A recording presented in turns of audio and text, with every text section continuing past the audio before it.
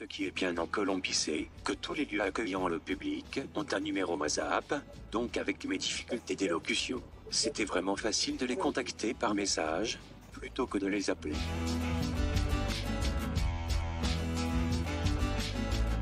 Je suis Hippolyte Zaramba, j'ai 25 ans, j'ai une infirmité motrice cérébrale depuis ma naissance et un diabète de type 1, depuis que j'ai 7 ans.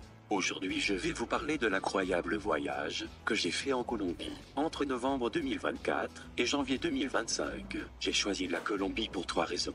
La première, c'est que j'avais vu plusieurs reportages et aussi des posts Instagram avec de magnifiques paysages. Comme à cette période ici c'était l'hiver et que là-bas c'était l'été, je me suis dit pourquoi pas partir au soleil au lieu de prendre des gélules de vitamine D. Pour être honnête, je suis parti sur un coup de tête. J'ai tout organisé 2 semaines avant de partir, ce qui a mis le baromètre des défis à relever au maximum, et j'adore ça. Pour cet incroyable voyage, je dirais qu'il y a eu 2 aspects importants à anticiper. Le premier étant l'accessibilité de l'appartement où j'allais séjourner. Pour cela, j'ai contacté plusieurs hôtes sur Airbnb, en leur expliquant ma situation et en leur envoyant une photo de mon fauteuil roulant.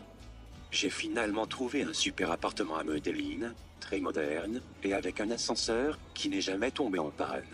Le deuxième aspect le plus important que j'ai dû anticiper était d'amener une quantité suffisante de matériel pour mon diabète. En Colombie, ce n'est pas exactement les mêmes traitements. Après, la plus grosse logistique se gère surtout au jour le jour, j'arrive toujours à rebondir. En Colombie, j'avais loué une voiture, puisque les bus ne sont malheureusement pas accessibles en fauteuil roulant. En revanche, j'ai pris quelques fois le métro, et pour le coup c'est super accessible, super propre, et les gens se tiennent à distance des uns des autres, contrairement au RER de Paris, où on est tous entassés.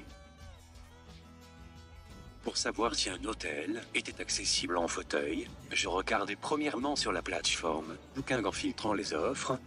Puis pour m'assurer que l'information était vraiment fiable, je contactais directement l'établissement par WhatsApp. Ce qui est bien en Colombie, c'est que tous les lieux accueillant le public ont un numéro WhatsApp, donc avec mes difficultés d'élocution, c'était vraiment facile de les contacter par message, plutôt que de les appeler. Dans les grandes villes telles que Medellín et Cartagena, c'est assez facile de circuler en fauteuil roulant, puisque c'est goudronné, bien que ce soit majoritairement des grandes montées et des grandes descentes.